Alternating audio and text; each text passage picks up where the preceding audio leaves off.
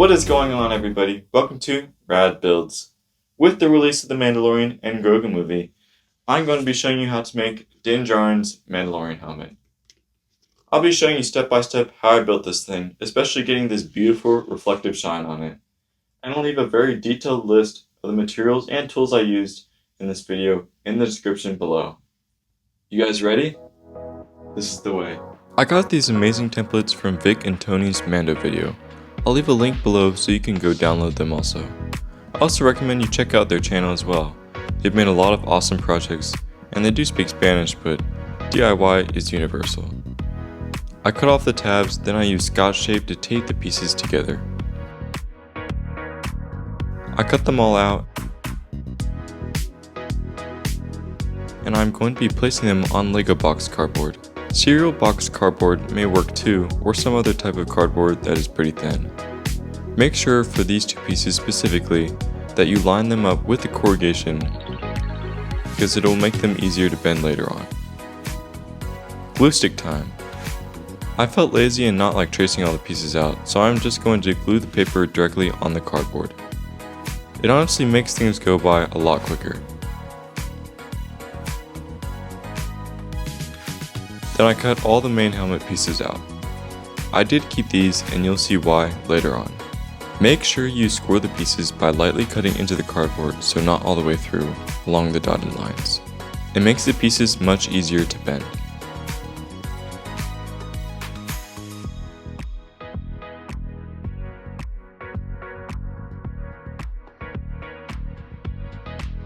I started to bend this piece, and then I used masking tape to hold the shape.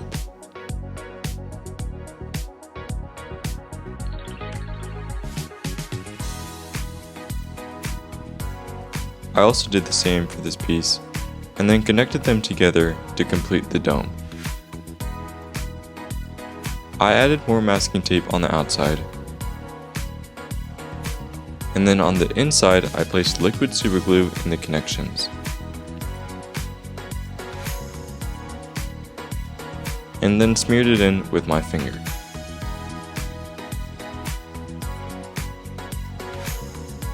I scored the long face piece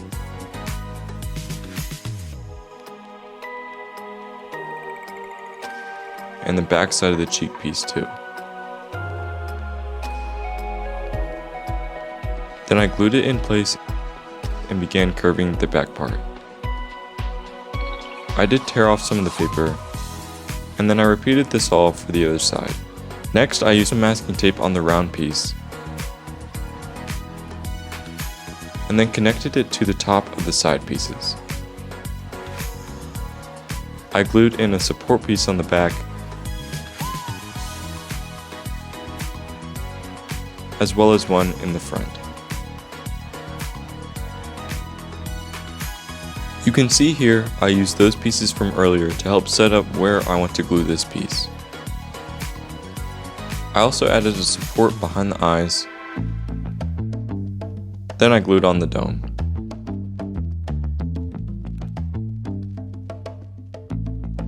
And then I also glued on the bottom support. It's resin time, so I'm going to coat in this bad boy, some Bondo resin, and I'll talk more about Bondo specifically and how to use it in a bit. But with any resin, you're going to want to do it in a well-ventilated area because the fumes are kind of bad for you. So I'm going to be doing this in my garage with it cracked a little bit. And then I'm also going to be wearing some gloves to protect my skin because you don't want it on your skin. And then for extra protection from the fumes, I'm going to be wearing this mask here. But yeah, let's get to it. Here's the Bondo fiberglass resin starter kit I bought.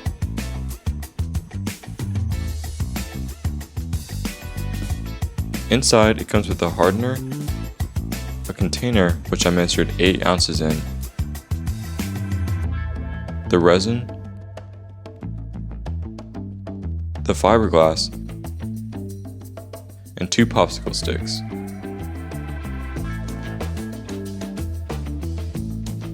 I mixed the hardener and resin together for about 30 seconds and then began applying a coat inside the helmet. Wear a mask. The fumes might smell good, but they are very bad for you. I cut pieces of fiberglass and then lined them on the inside of the helmet.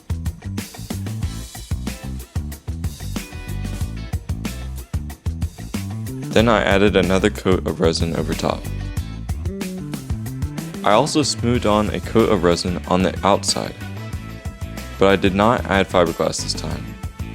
In total, I probably used about a pint for the inside and the outside. After the resin was dry, which only takes about 2 hours, I removed the support pieces. Then I sanded the outside with 100 grit sandpaper.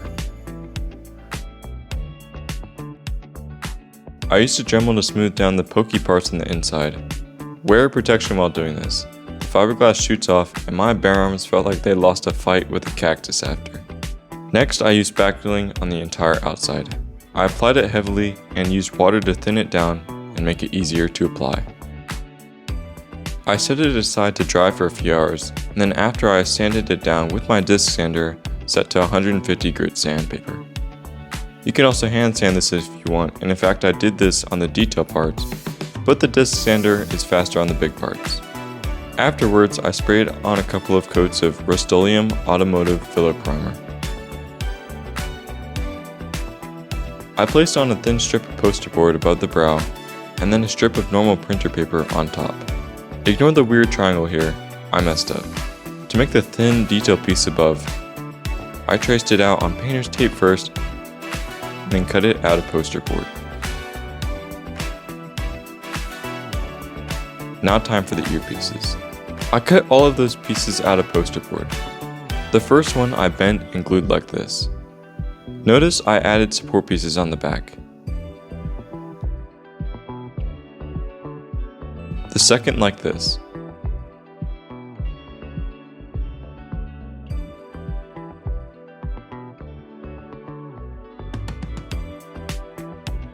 Note this part only gets slightly bent. Do not glue it all the way down.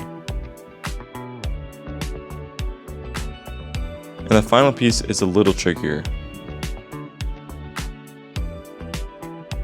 I scored the inside of the top band part so it would curve easier.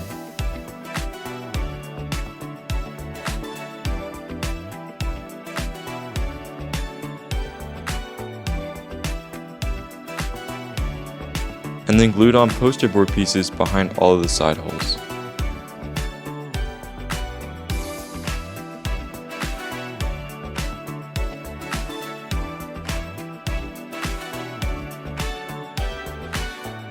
And then added a cardboard piece behind the main plane.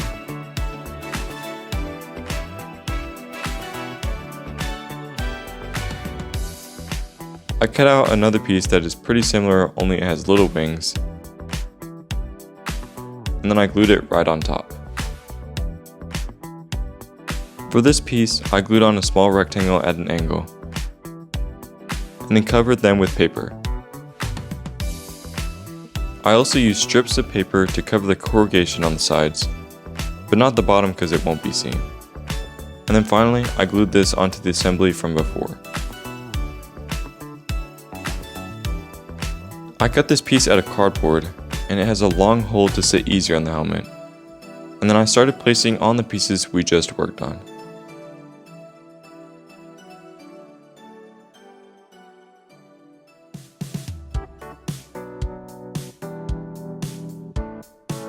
Those flaps get glued on the sides.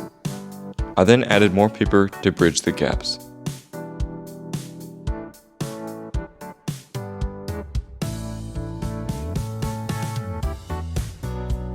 After, I rubbed on superglue to harden it. You can use resin, but I didn't because resin can be a little harder to control than superglue. To get in those tiny spots, I used a toothpick.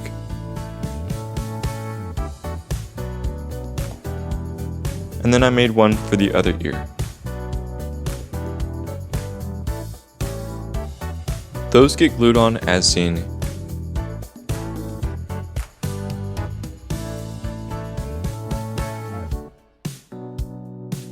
And I added a strip of paper on the top edges of both to bridge the gap.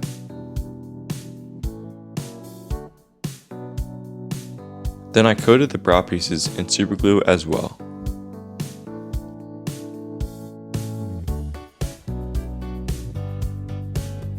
Now time for the back vent.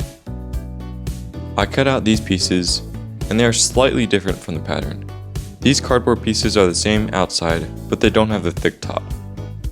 For the vent pieces, I only have 6 mains, whereas the pattern has 7, and I also cut out a thickening piece for each. This one does have flat edges, and you'll see why. Now time to stack them all.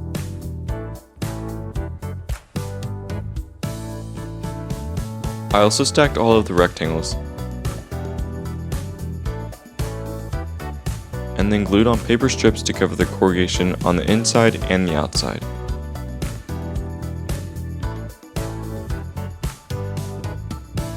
I did the same for all the little vent pieces. Then they get glued on top of one another right up to that dotted line. Notice that the top one is a little bit shorter just to make the vents fit inside right here. Then I glued on a little paper rectangle behind that hole here. After, I coated the whole thing in superglue, and then glued it on right here. Next, I gave the whole helmet another coat of that filler primer. Then I sanded down some more, starting with 60, 150, 220, and 320. After, I glued on about a 1/2 inch thick piece of 2mm craft foam along the top. Then I added this other craft foam piece that I have already scored on the detail lines over the top. The piece below adds that nice bevel on each side. I taped off everything not foam, and then hit the foam with the heat gun to seal it and prep it for painting. Be careful not to hover the heat gun for too long in one spot and risk the pieces below. Then I coated the foam with black plastic spray paint. I removed the tape and then covered the whole thing with a couple coats of glossy black spray paint. Here's the secret to that reflectiveness we all want: Spaz Stick Ultimate Mirror Chrome. I'm going to airbrush this on.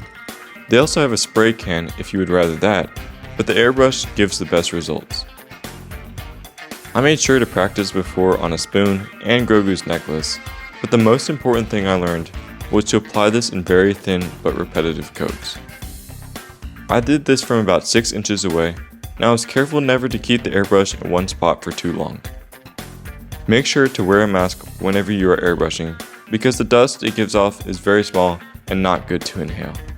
Also, it is worth mentioning that this specific mirror chrome requires a gloss black coat behind it to give the best results, so that is why we added that.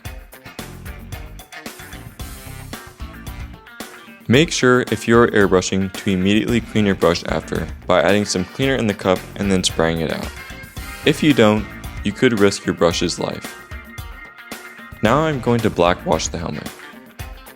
I mixed in some water-based black paint with water and then applied it in all of the nooks and crannies on the helmet.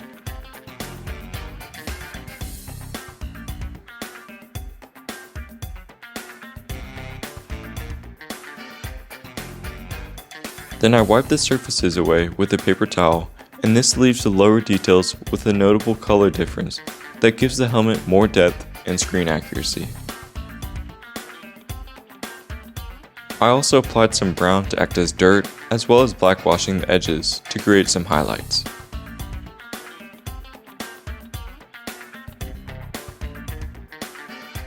Next, I applied a very light coat of Rust-o-leum Matte Clear Protective coat. This brings down the shine a tiny bit while giving the protection to that mirror coat.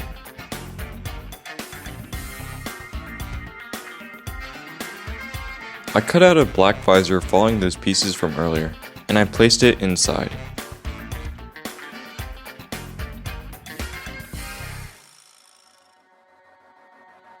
I secured it in with tape, these 2 foam tabs, and a toothpick pushing the visor forwards. The last step is gluing in these 4 sponges to give the helmet more comfortability for when I wear it to class. After that, it is complete.